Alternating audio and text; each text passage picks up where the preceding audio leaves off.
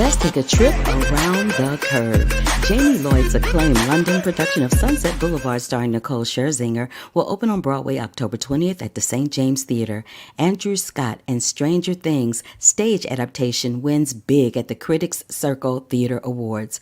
Greta Gerwig, Lily Gladstone joined Proof of Concept program to elevate underrepresented perspectives in film. Jane Campion, Chloe Zhao, and Lily Wachowski are among the new additions. Euphoria Season 3 filming is delayed, but with a target date set for 2025. Scarlett Johansson is in talks for Gareth Edwards' Jurassic World movie at Universal. The Last Thing He Told Me has been renewed for a second season by Apple TV+. Alloy Entertainment founder Leslie Morgenstein renews Warner Brothers' TV deal and adds CCO to his title. The Golden Globes is staying with CBS with a 5-year deal. The network also picked up the American Music Awards. Robert Pattinson and Sony developing Ross Evans' script How to Save a Marriage for feature adaptation. Elizabeth Banks and Matthew McFadden headline an EP The Miniature Wife dramedy series ordered at Peacock. Lily James is set to star in a new film from 20th Century and Ethia Entertainment inspired by the story Bumble founder Whitney Wolfe Herd. Catherine O'Hara, Catherine Hahn, and Ike Barinholtz and Chase Swee wonders to star in Seth Rogen's movie studio comedy series for Apple TV+. TriStar buys Brenda Hughes' highest concept rom-com Man's Best Friend. J.K. Simmons, Billy Brick, and Joe Shrest are among the final additions to Jason Reitman's SNL 1975. Warner Brothers is in talks to acquire the hot thriller spec The Bet from Javier Guillon. Noah Wiley is set to headline the Pitt drama series at Max, and Steve Gloves is set to adapt the T.J. Newman novel Drowning for Paul Greengrass at Warner Brothers. Timothy Chalamet has inked a multi-year first-look feature pact with Warner Brothers as well. Paradigm signs red, white, and royal blue breakout star Taylor Zakar Perez. Ariana DeBose is set to star opposite Kiwi Kwan with In Love from 87 North and Universal Pictures. American fiction Oscar winner Cord Jefferson is set to receive the WGA West 2024 Paul Selvin Award. Congratulations. Elizabeth Moss and Kerry Washington are set to star in Imperfect Women series adaptation at Apple. Quiet on the Set, ID orders 5th episode of the docuseries with Drake Bell and more. GQ Media sells the AV Club and the Takeout to 2 separate companies. DreamWorks Animation sets The Bad Guys 2 for late summer 2025. Amazon MGM acquires the Julia Roberts thriller After the Hunt. Luca Guadagnino will direct with Nora Garrett's script. Fran Drescher, John Michael Higgins, Griffin Matthews, and more are set for roles in This Is Spinal Tap sequel. Sterling Harjo's FX drama pilot adds 8, including Keith David, Jeannie Triplehorn, and Kyle MacLachlan. Ariana DeBose is set to host the 77th Annual Tony Awards on CBS. Jana Grammer and Austin Nichols cast in Lifetime's Gaslit by My Husband. The filming will start later this month. A Simple Favor 2, Paul Feig gets the gang back together for Amazon MGM sequel. Briarcliff Entertainment acquires the comedy Not Another Church Movie, starring Kevin Daniels, Jamie Foxx, and Mickey Rourke. Darren Star inks a big overall deal with Universal Television, and Power Book 3 has been renewed for Season 5. Austin Butler is set to star in Sony's Caught Stealing adaptation with Darren Aronofsky directing. Julianne Hough joins Maggie Gyllenhaal's Frankenstein pick The Bride for Warner Brothers, and Harlem is coming back for Season 3. Fans will see new faces Kofi Siriboe, Logan Browning, and Robin Givens. Alan Richardson is set for an action sci-fi film War Machine, and Ray Mendoza and Alex Garland's Warfare feature cast Reservation Dog star DeFaro Woon Atai. Live long and prosper this Easter Sunday as I have the entire cast of Star Trek Discovery, Saweetie from Black Mafia Family on Stars, and the creators and cast of Girls State, plus a review of The Space Race by National Geographic and Disney Plus, all coming up on the Curvy Film Critic, as well as some fun that I had with Fraggle Rock this week, coming up on the Curvy Critic right now.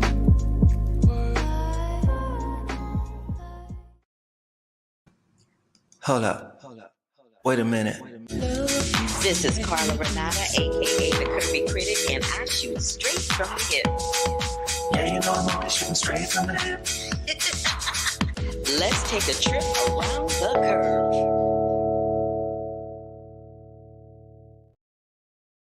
Happy Sunday, happy Easter. I hope the bunny rabbit was good to y'all today. I spent it with my family and got my giggle on a little bit. I watched let me get this slide together. I watched a bowling tournament, if you can believe that. I was a really avid bowler when I was a little kid with my dad. And so my mother and I watched a bowling tournament and we watched history being made. We watched Deron Booker win his first bowling championship and become the third Black man to have won that. So that was really exciting for me because, I like bowling. But at any rate, I digress. I'm Carla Renata, the Curvy Film Critic. You have tuned into my podcast where I do reviews of films and I talk to people above and below the line in the film industry. If you are watching this on LinkedIn, on YouTube, on Twitter, give me a thumbs up to let me know that you hollered at a sister and said hello. I do appreciate you, really, I do.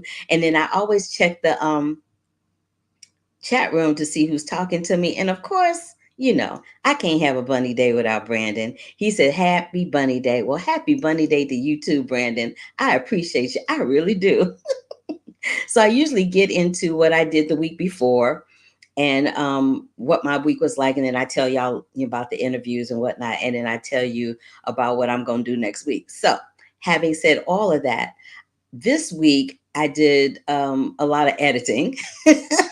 That was my week right there, and caught up with some old friends, including this one right here. So this is John Tartaglia, and John Tartaglia is the executive producer of Fraggle Rock, which is coming on Apple TV Plus. Is Jim Henson's Fraggle Rock Back to the Rock. Now, John Tartaglia and I share a little history. He was the original Princeton in Avenue Q on Broadway, and I was Gary Coleman in Avenue Q on Broadway and on the first national tour. So this was like a reunion of sorts for us. And so I was really excited about that. I also had just like my past and my present merged this week. A couple of nights ago, the Who's Tommy revival opened on Broadway, and the Who's Tommy was my first Broadway show. I didn't do it on Broadway, but I did the first national tour of that show, and I understudied the Acid Queen. So I was really excited to see that my past and my Broadway past and my Broadway present kind of intersected in that way. I also have the entire cast, y'all, of Star Trek Discovery. I had to do it. Star Trek Discovery, had to bring them in for y'all. I have the entire cast, and we had some really great fun and some really great interviews. So I'll get into that, as well as the cast and creators of Girl State. Now, you may have heard of Boy State. It's an Apple TV Plus original film, but Boys State won Emmys and won all kinds of awards, but now we got Girl State. So I have all the girls from Girl State, and I have the producers and the directors, Amanda McBain and Jesse Moss, who just happen to be a married couple with kids of their own. And last but not least, I'm going to get into a little space race that is streaming via National Geographic on Disney Plus. But I do want to implore you guys again, please make your way over to Apple TV Plus and watch Fraggle Rock. It is screening right now. It will take you right back to your childhood. And yeah, do that and support my friend John Tartaglia. Okay, having said all of that, I'm going to come back. I think there's another comment. Yes. So Brandon says, even I love bunny characters in animation, and in my webcomic series, my characters are rabbits that have superpowers by cosmic rings. I'm looking forward to that myself, Brandon. I love that you have bunnies with superpowers and cosmic rings. Go ahead. Snaps and claps for you. Anywho, let's get into Girl State. So, Girl State, and I'll put the picture back up for you. Girl State is a documentary, and the subjects of it are Emily, Nisha, Faith, Cecilia, Maddie, and Tochi, and Brooke. I didn't have Brooke, and I didn't have Tochi or Maddie in these interviews, but I did have Emily, Nisha, Faith, and Cece. So, Girl State, it deals with what would American democracy look like in the hands of teenage girls. It's a political coming of age story, and it's a stirring reimagination of what it means to govern. And Girl State follows these young female leaders from wildly different backgrounds across the state of Missouri as they navigate an immersive experiment to build a government from the ground up. Now, I am from Missouri. I grew up in the state of Missouri. My mother and father were born and raised there. I had never heard of Girl State. I had never heard of Boy State. So, needless to say, I was thoroughly intrigued and excited to see what this documentary was all about. So, without further ado, I'm going to let you listen to the documentary filmmakers first, and then I'll let you listen to the girls. So, here we go with Amanda and Jesse from Girl State. Not the water. How you doing, you guys? Good. How are you? I just want you to see my shirt. I see it. Nice.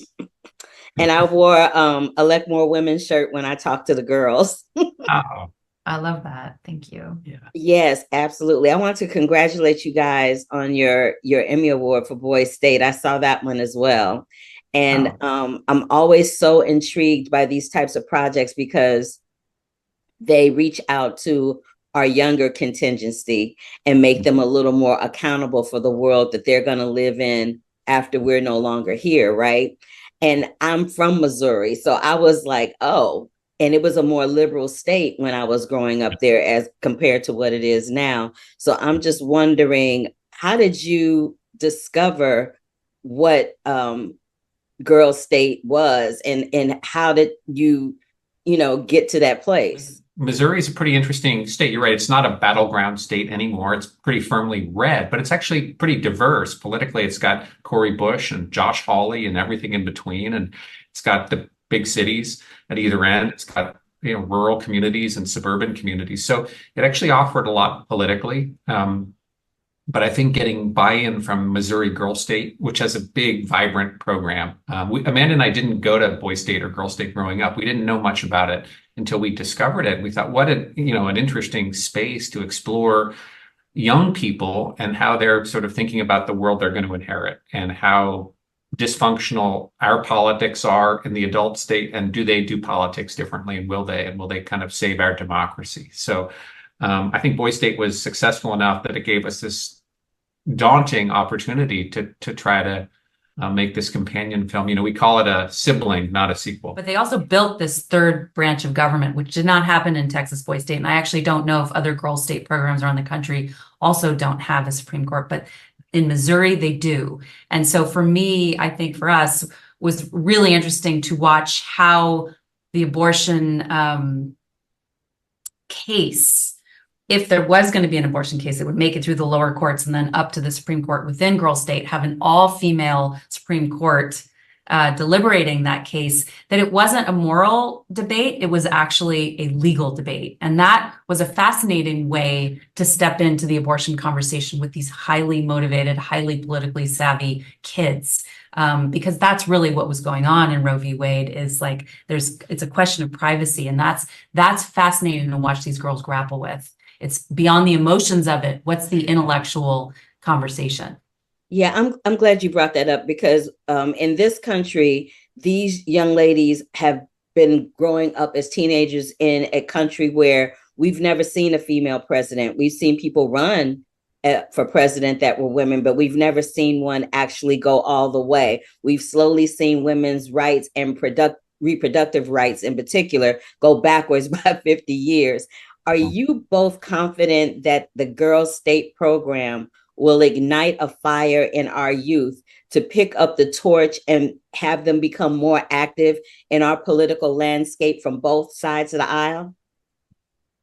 I do, but I'm an optimist, and I tend to always see, like, I'm a realist too. I see we're in a ridiculous situation of representation, and that's across all the sort of, we are not reflecting the population of the United States in any of the ways that we need to, right? So this has been the project of America that's slowly, but too slowly, correcting itself. But so women in particular in that conversation, just the 28% kind of thing that we're hitting, and that's including, by the way, the state government. So Missouri legislature is also stuck at that. And that matters when people are voting the sort of trigger law, that then has serious consequences. Well, I don't know what a 50% female representation body would have, what laws they would have created. I can't say one way or the other because we don't know. But that's a frustration I feel like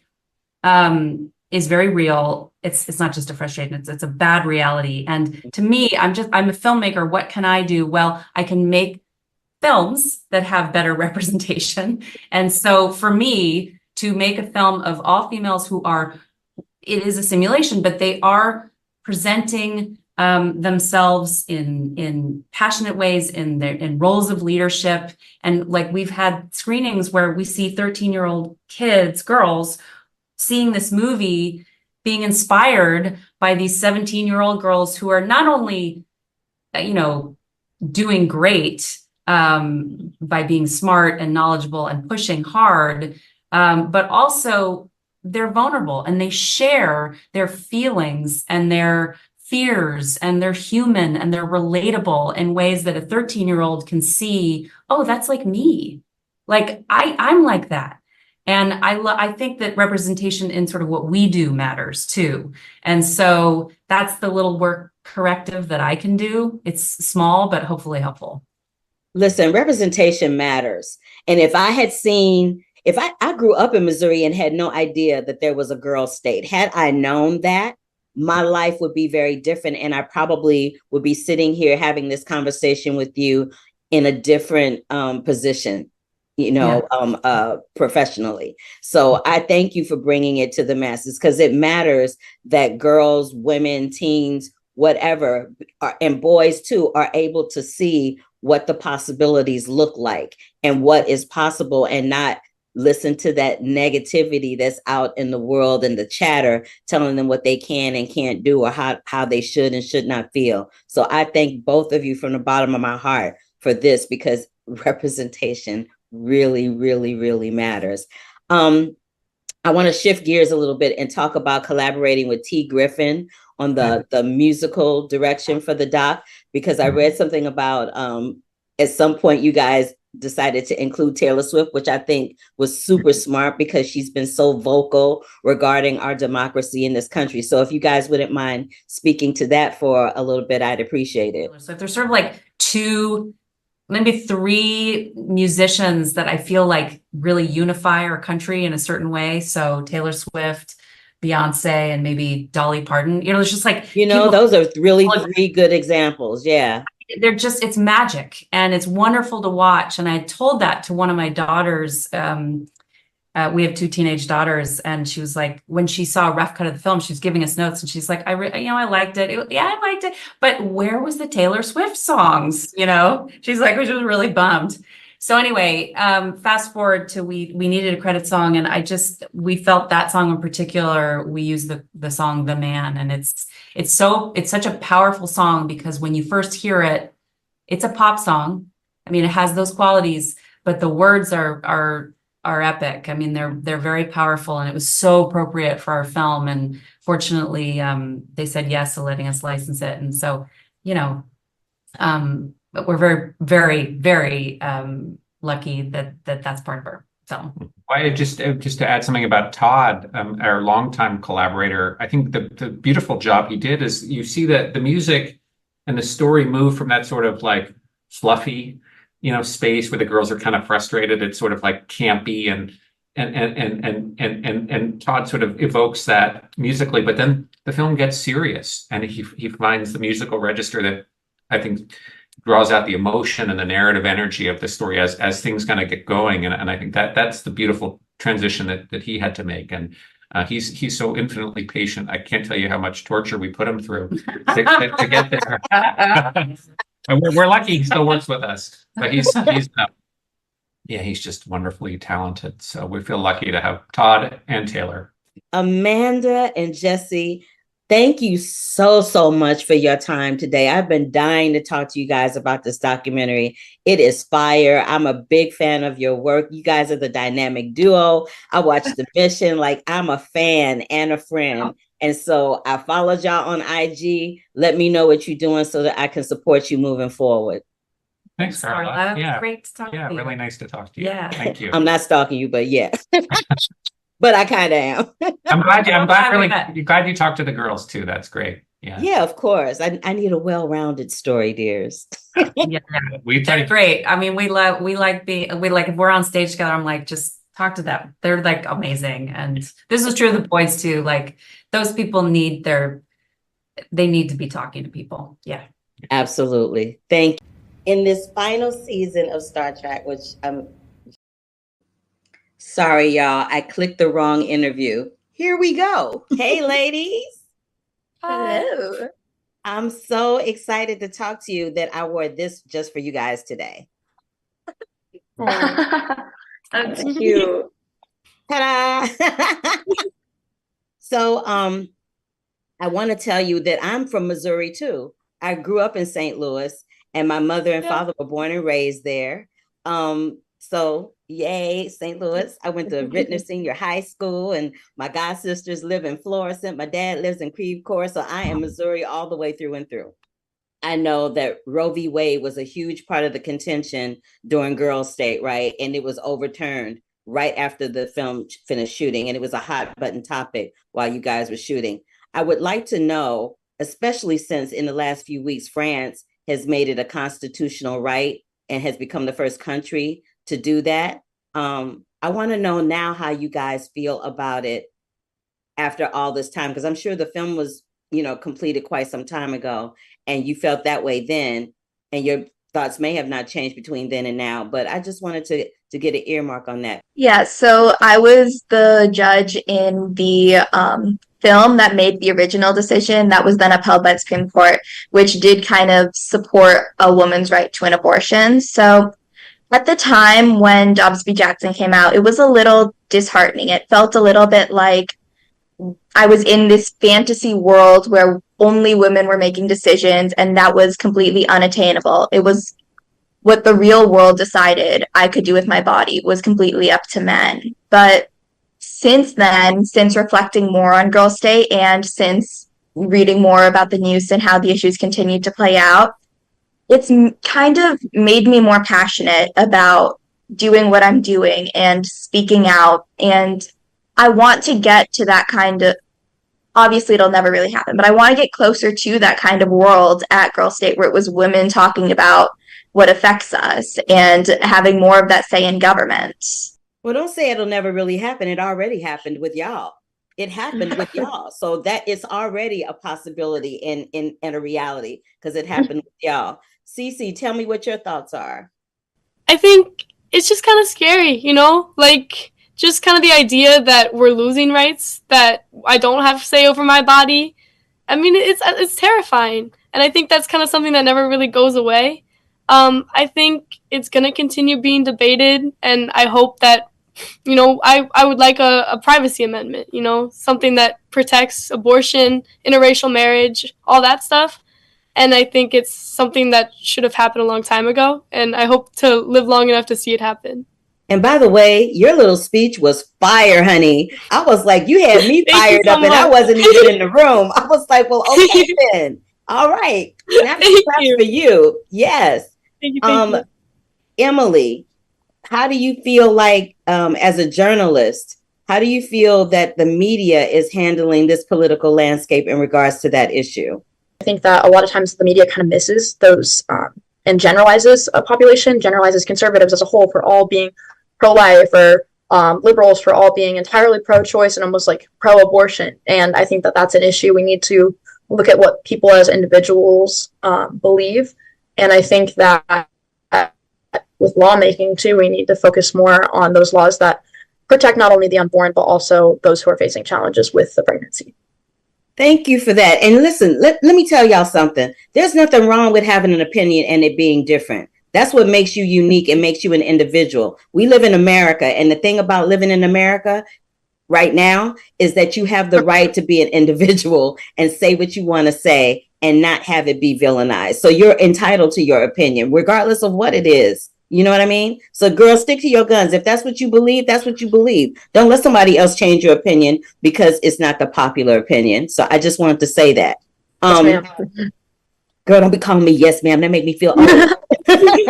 Yes, miss. All right, Faith, I want you to weigh in on this last and not least. Sure. So the political leak of the overturn of Roe vs. Wade to me was interesting from more of a law perspective. I didn't know, and I still don't know if I agree from strictly law if it should have been overturned or not. I'm leaning towards it should have been overturned because it is such a large issue with federalism and the ability for states to make their own decisions. What was incredibly disappointing was Missouri's trigger law that took place immediately after its official overturn, and how that was going to affect both myself and people I loved and everybody, within Missouri who was able to give birth. And so I don't know. It was hard. It was somewhat looming over the program, but I think I also tried to forget about it. I think that I reflected upon, I was able to reflect upon the experiences I had within the program, being with an all women's government, and how important that was when the official decision was out.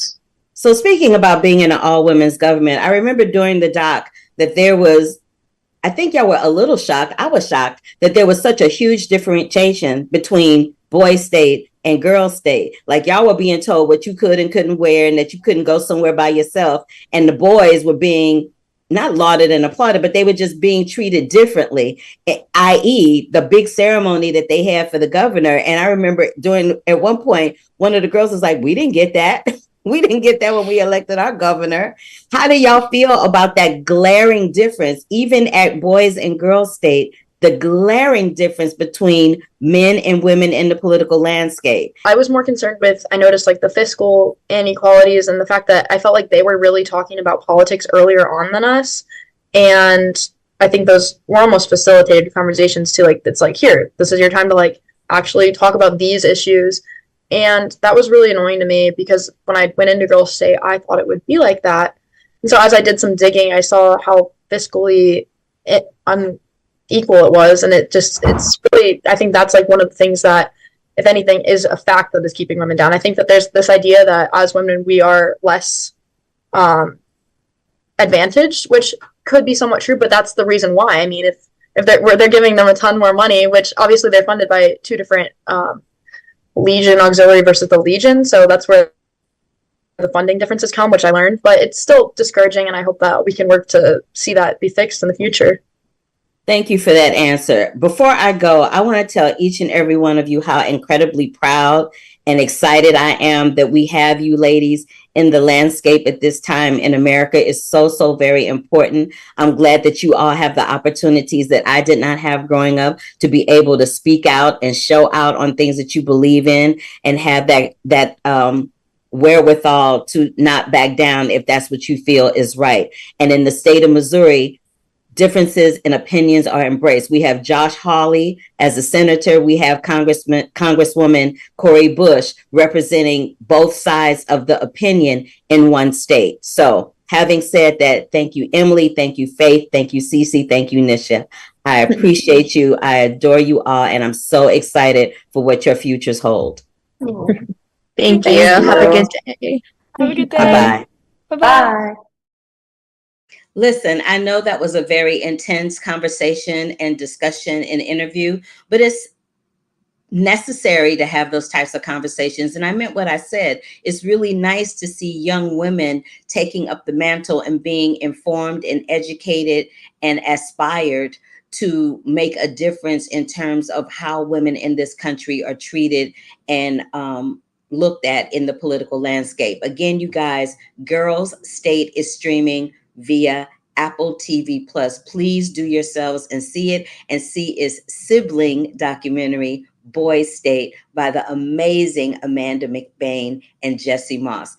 I had an opportunity to speak with Saweetie and Russell Hornsby, who are in Black Mafia Family, which is streaming on Stars. They just got a re-up for a brand new season that they are filming right now, but we talked about the season that's coming up, and Russell Hornsby is in that cast as well. So I spoke to Saweetie and Russell Hornsby about their characters in this upcoming season. The series begins to stream, I believe, on April 4th. So you'll be able to catch what I'm talking about in the series. There's no spoilers in this interview for you. It's a very generic kind of interview, but it's a little fun nonetheless. So take a look and a listen with this interview with Saweetie and my boy Russell Hornsby from Black Mafia Family on Stars. Hello, Carla. Hey, Russell. How you doing? Doing well, and yourself? I'm good. It's been a minute since I've seen you. You're a big old star now. Starra. You're a big old starra now. Yeah, I'm just, brother continues to work. I love that. Audiences are so used to seeing you play these dramatic roles. Do you think you would ever foray into like, a musical or some sitcoms? I would love to. It's very interesting that you raise this because my friends, my close friends who know me, they see the funny, crazy side of me. I'm the one cracking jokes. I'm the one doing off-color comments. I'm the one singing little songs and little ditties and just being just irreverent. You know what I mean? And just having a good time. And so they're like, when they see me do the dramatic, they're like, dude, that's not the brother I know. Like, you just switch up on us. And so I'm more of, in real life, the silly guy in real life, the fun, silly guy, but then on screen, I'm the drama man. Well, dude, you do it well, but I'm gonna need you to be in some musicals or a sitcom or something so we can see you lighten up a little bit. I'm a spirit comedian. Oh, I like that. A spirit comedian. Oh, Yeah. I'm stealing that. Right on. Okay. And I also heard that with BMF, you almost didn't take this gig. You want to tell me why? Because I got tired of being the daddy. I got tired of being James Evans part two. Yeah, I mean, that was honestly that's really what it was initially. I got tired of being the father. And my dear friend Tasha really convinced me that she needed me, she wanted me. And also when I spoke to Randy, the creator, he said, brother, if you take this, I'm gonna write stuff for you. He was wow. like, initially the role was supposed to be real small, nothing jumping, you know what I mean? But got me and my sister Nicole, they said, oh, we got something here. So and he did that. To his word, he did that. He wrote for me, and I really greatly appreciate it. Yeah, I know Nicole too. Nicole and we were on that audition circuit forever. Yeah. Her all the time. And the two of y'all, I'm glad you brought her up because the two of you guys are fire. Fire on this series. Fire. Oh my God. There's this one scene with y'all where you're pumping the weights and she walks away and she's fanning. I'm like, oh, y'all are killing me right now. we go back to the theater as well. You know what I mean? Some plays, all that kind of stuff like that. And we're both, she's soulful, I'm soulful, you know what I mean? And it's just we're throwbacks, you know what I mean? And so we were raised with the same spirit in parenting and our neighborhoods and the people and the folks and all that kind of stuff. So we able to jive and make it work. So I know as actors, it's always a really frightening thing for us to, make that leap into directing, but you did that with the 7th episode of this season. How hard or difficult was it for you to manipulate directing yourself? It was all a challenge, Carla, quite honestly. I had a good amount of time, fortunately for myself, to prepare, but you can never prepare enough. I was nervous, a little scared, but I had a lot of great mentors, people helping me, and I had a lot of real good support from the cast and crew of BMF and the producers as well. So they really believed in me and trusted me.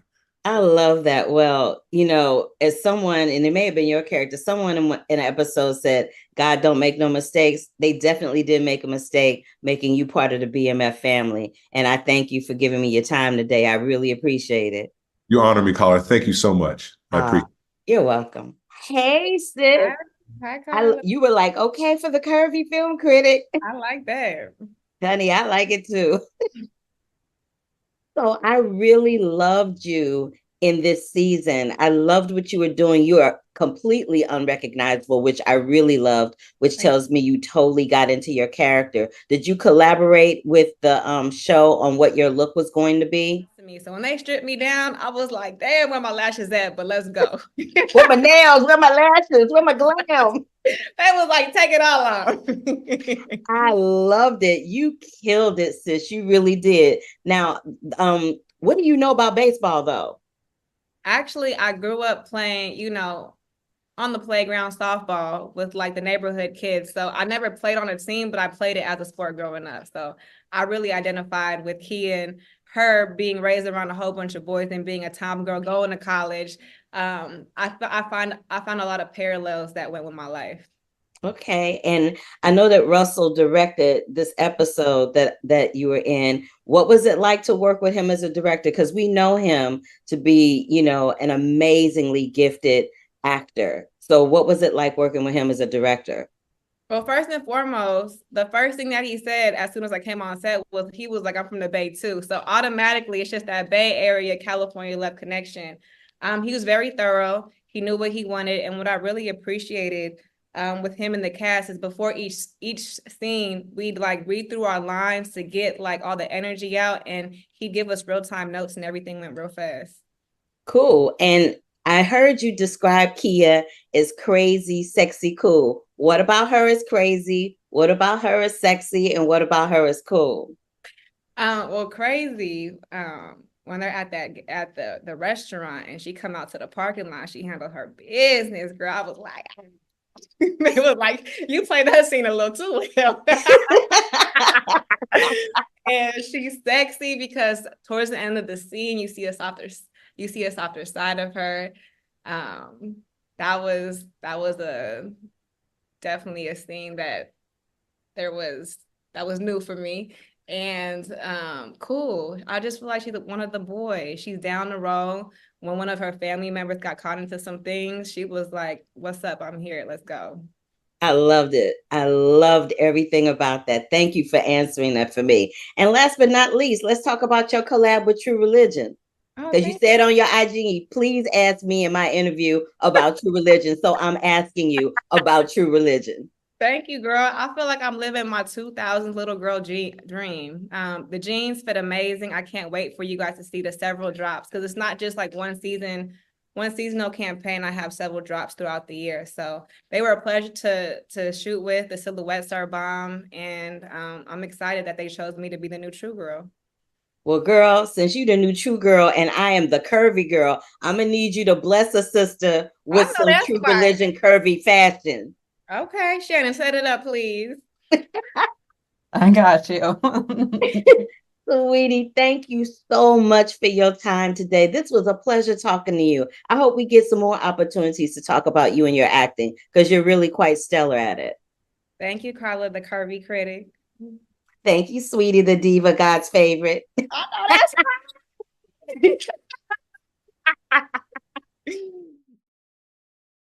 I loved talking to her. She is crazy fun. Crazy fun. Thank you, Saweetie, God's favorite. And thank you, Russell Hornsby. You guys check out Black Mafia Family on Stars. The new season starts this week on April 4th. You don't want to miss it. My girl, McCole Breon White is on there too. You don't want to miss them. They are fire. I just want to honor some people that are in the chat room that are talking to me.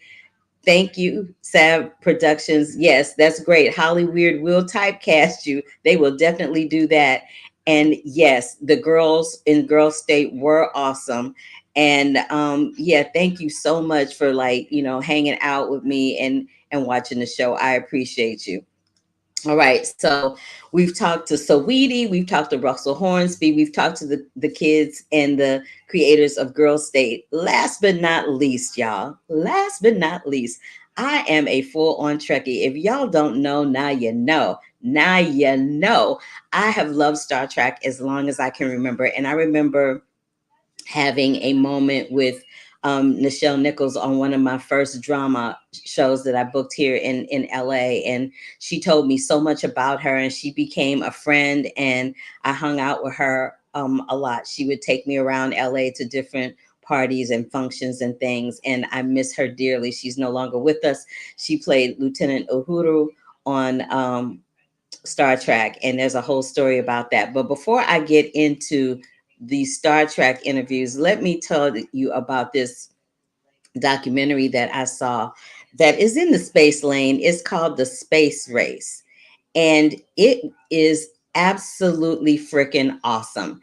It is streaming right now on Disney Plus, and what it does is so I don't know if you guys know this or not, but I remember when the Space Shuttle Challenger happened, the only astronaut I had ever heard about was Guy Bluford.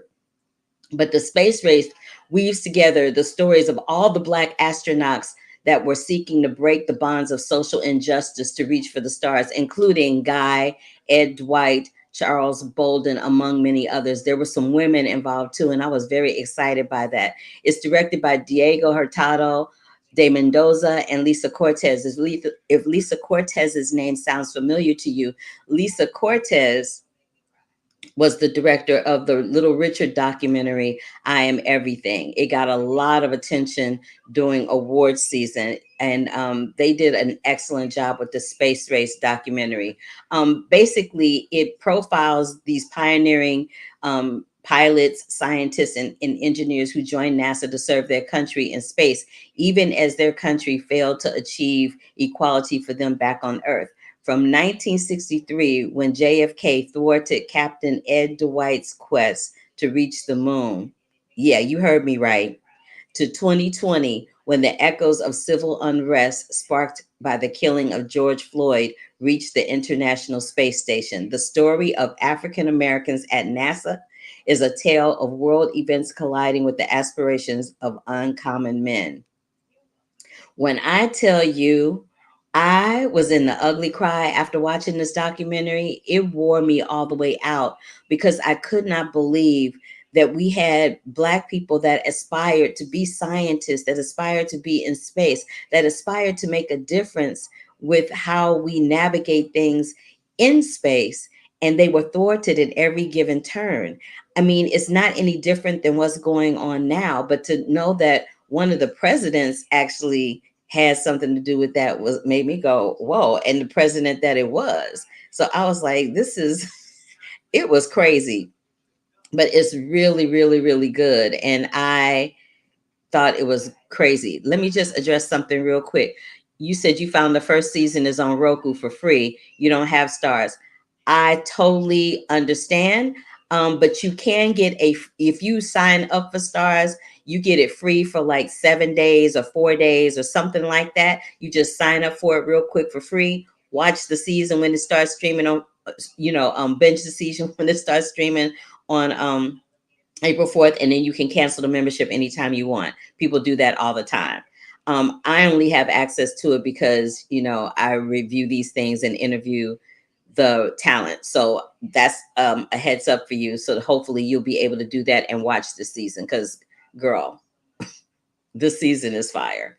Anywho, back to the space race. So I was in the ugly cry about the space race because it was heartbreaking to watch that. And it was heartbreaking to watch it. To this day, people don't even know who Ed Dwight is. I didn't know who Ed Dwight was. I didn't even know that there was anybody before Guy Bluford, to tell you the truth, or the other pilot, the other astronaut that went up in Challenger when it blew up. And it was nice to see that there's probably 10 of them, maybe 10 to 20 of them total. And they have like a little sorority, fraternity, brotherhood, sisterhood, where they get together and they discuss what they have gone through in space together. Because think about it.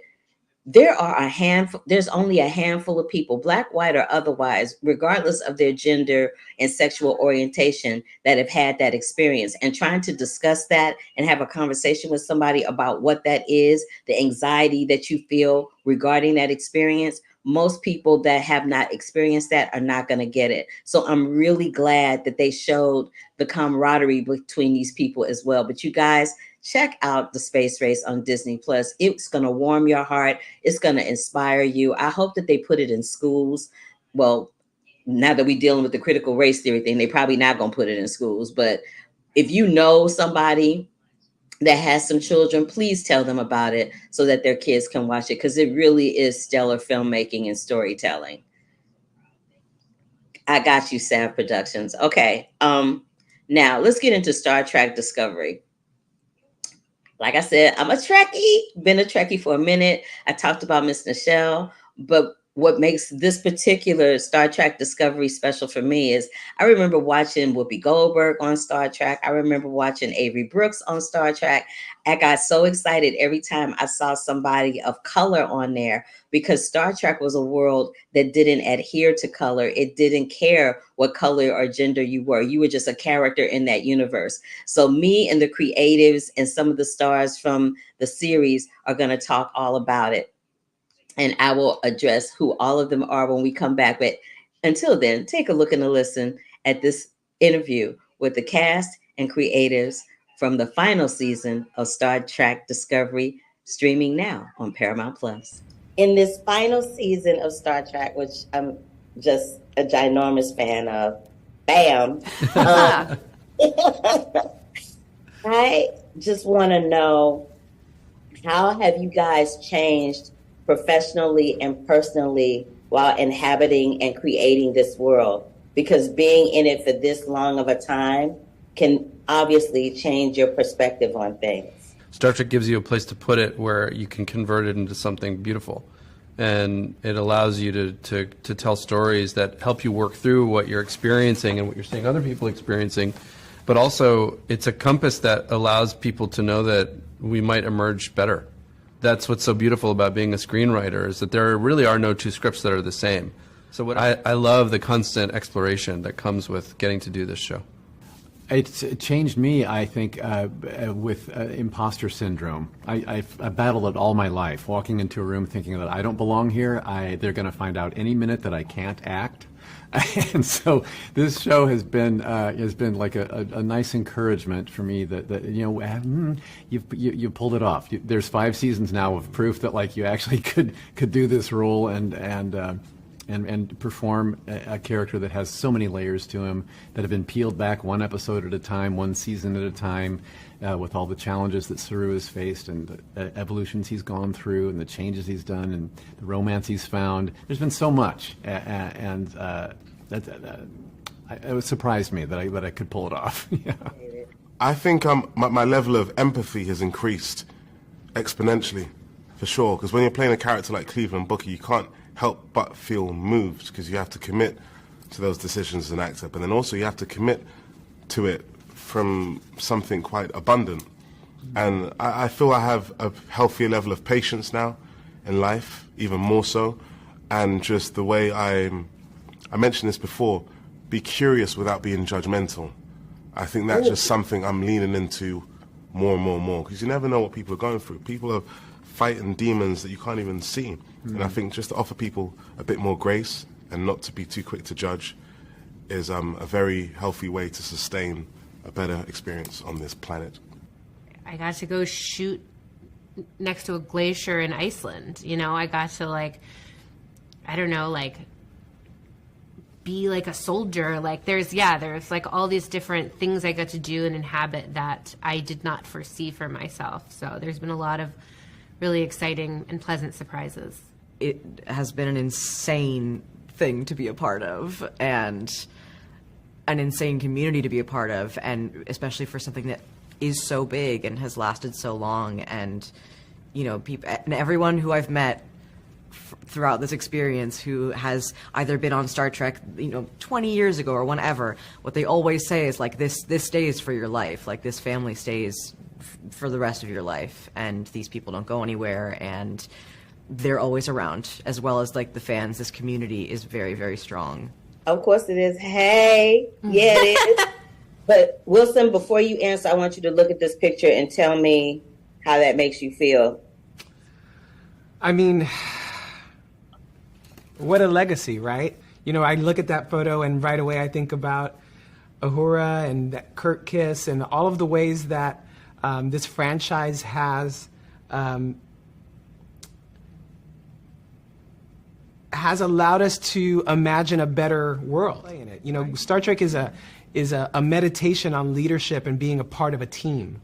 So what I take away from this experience is my own abilities as a leader, my own willingness to step through that door and own a space when I know that I have something to contribute.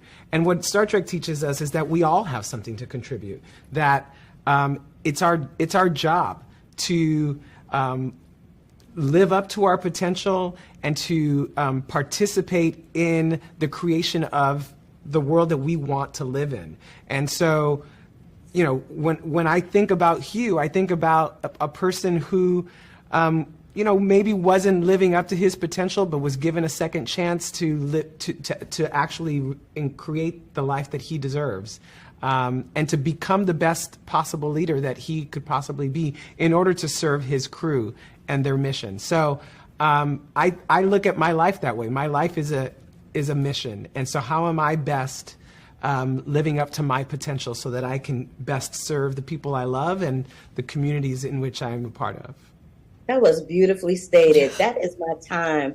But I have fulfilled my mission today. To the three, I know, but I'm the three of you all today. Thank you so much for making this easy for me. Wilson, on a personal note, you know I love you to death. And I'm so excited that we had an opportunity to speak in this capacity. Thank each and every one of you for your I'm so time. proud I of you too, honey. Look what you have built. Look at what you have done. Look what you have built. I'm proud of you. Don't make me cry. Bye, you guys. Thank you. Bye. Hi, Sonequa. How you doing? It's good to see you, beauty. Good to see you. Good to be seen, honey. No, that's right. I have been dying to talk to you for years because, you know, when I think about this franchise, it means so much to me personally because it was the first time I saw Black people in a world where they were just people. They were just human beings navigating on the planet. Yes. So I want to know for you, coming to the end of this journey, what has that meant for you? And before you say that, I want to show you this picture. Can you see that? Yeah. That's over 25 people of color, including yourself, that have been in this franchise. So having seen that and knowing what I just said, could you just speak on that for a second? Oh my goodness. Well, that photo. Did I overwhelm you? I'm sorry. Oh no, it's okay. I mean, my goodness. Like I wish I could speak about this for a whole day, you know, because the impact that it has had on my life continues to grow. Because of what the people went through before you, now what they fought for is for you to stand free and for you to know that your value doesn't have to be fought for, that it's intrinsic, right? And that it's God-given, that you don't have to prove it. It is what it is. That's not something I had a hold of at the beginning of Discovery. But I do now. I do now, you know, and so being able to be more confident in just the expression of myself, because being a Black woman is not the only thing about me, right? But I have become more confident and comfortable in my own expression as a result of it, and I think all of us have, right? And so, you know, I look at who came before, and I just am so proud to stand with them. I'm a little verklempt because I was really good friends with Miss Nichelle. Oh, when I moved to LA, she used to take me everywhere with her. And I learned that she had come from Broadway like me. So as I'm hearing you talk, you have the same elegance and presence of mind and ingenuity that she had. And it makes me so proud and warms my heart so much that this legacy has gone down into the hands of someone like you, because you have done her and everyone else so proud. Thank you so much. Sorry for your time. I appreciate it. Oh, thank you for that. You're welcome. Thank you for that. I really, wow. Thank you so much. I really, really do appreciate it. Okay, I'm gonna go. I didn't mean to make you cry your legs. That's okay. I'm gonna go fix mine too. That really blessed me. It was so good to talk to you. Always, I got us. Always. All right, sis. All right, much love. Thank you. Love you, Black. Bye. That really warmed my heart that I'm about to cry again, that she was so touched by what I said. But I meant what I said. And I did and I do still love Miss Nichelle because she was really special to me. And she was very kind to me in a place where people aren't always kind. Hollywood, as Sav Productions says, is a very hard place to live. And you have to have a huge sense of self to be able to navigate and survive here. So to be able to express that to Sonequa and let her know that her presence on that show meant a lot to a lot of people, including myself. And there's going to be some young people that are going to see her on that show and realize that they can navigate in a sci-fi space on television because of her, because of Miss Nichelle, because of Wilson Cruz, because of David Ajala, because of Avery Brooks, because of Whoopi Goldberg, and all those people.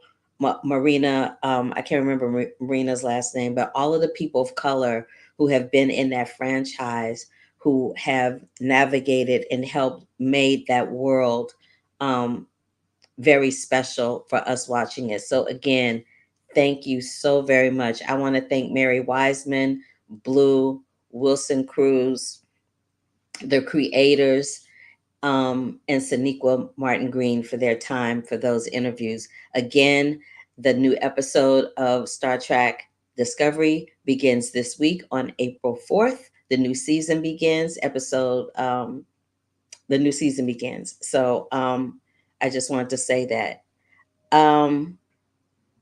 Sad Productions, what did you say to me? You said, good point. Black people in a world, beautifully said. Right? It was they were so lovely in the things that they said. And I was so happy that I found that photograph that showed all the 25 Black people that have been in that franchise. It's important. And like I said with Girl State, representation really, really does matter. It matters when you see somebody that kind of sort of looks like you, not necessarily your skin color, but when you see another girl, or you see somebody that's short, or you see somebody that's tall, or you see somebody that's deaf, or you see somebody that's disabled, all of those things that people deem as different or unusual or unique are special to somebody. So it's important that those things are represented in a world that sometimes can look down on it. So having said all of that, I'm gonna get off my soapbox and remind y'all to check out, I got the wrong picture, to check out Star Trek Discovery. It comes on this week. Check out The Space Race on Disney Plus. Also, you can catch it on Hulu and National Geographic. Check out Girl State and Boy State if you get a chance. And check out Fraggle Rock, which is streaming right now on Disney Plus. I'm going to check this chat room one more time. Thank you so much for what you said. I appreciate it. And you said, right. I don't know if actors realize how, a lot of them really don't. They're so busy, just trying to get their jobs done and handle their life, because their life is, a lot more than just being on a TV show or in a film, that a lot of them don't really know how much we appreciate them until someone like me or you lets them know. So if there, to anybody that's watching this, if there's somebody whose work you really admire and you like, please let them know that you admire their work and that you like their work. They work so hard. And oftentimes it goes underappreciated. And not just actors, but cinematographers, directors, producers, the crew. There would be no product. There would be nothing for us to watch if there were not a crew. So having said all of that, you guys, just do your due diligence and watch the projects when you get a chance. Next week, I'm going to come back with some interviews from a film called Asphalt City. It stars Sean Penn. And I'm going to be at CinemaCon in a couple of weeks, which is taking place in Las Vegas. So I'll throw up some interviews and things while I'm there. I'll be at CinemaCon from April 8th through April 12th. And then I will be back with a brand new episode on April 13th. So I will see April 14th, rather. So I may not have a podcast next week, but I will throw up some interviews. I haven't put up the Girl State interview with the girls yet, but that's coming in a little bit. All right. So thank you guys for checking in.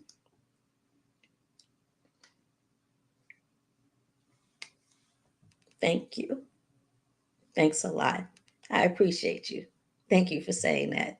I really do appreciate it. All right, I'm going to take me and my tears and my busted up lashes and go finish my Easter dinner. Happy Easter, everyone. Thank you so much for tuning in. I appreciate you. I will be back in a couple of weeks. And in the meantime, go over to my YouTube page. Any films that I speak about here, you can check at my website, which is thecurvyfilmcritic.com. Thecurvyfilmcritic.com is where you can see all the written reviews of what I write here. And I also freelance for Variety, and I have a piece that will be coming up there as well. Thank you, Sam Productions. I appreciate you. Thank you, Brandon, for coming by. I appreciate y'all. Thank you so very much. And that does it for this episode of The Curvy Critic with Carla Renata. I'll be celebrating 500 episodes soon. So I've got some special things planned for that. And I'll let you know what those things are as we get closer to that date. And I'll do some, little special things leading up to it, like, some fun throwbacks and whatnot. All right. So love, peace, and hair grease. Deuces. And I'll see y'all next time. Bye, babies.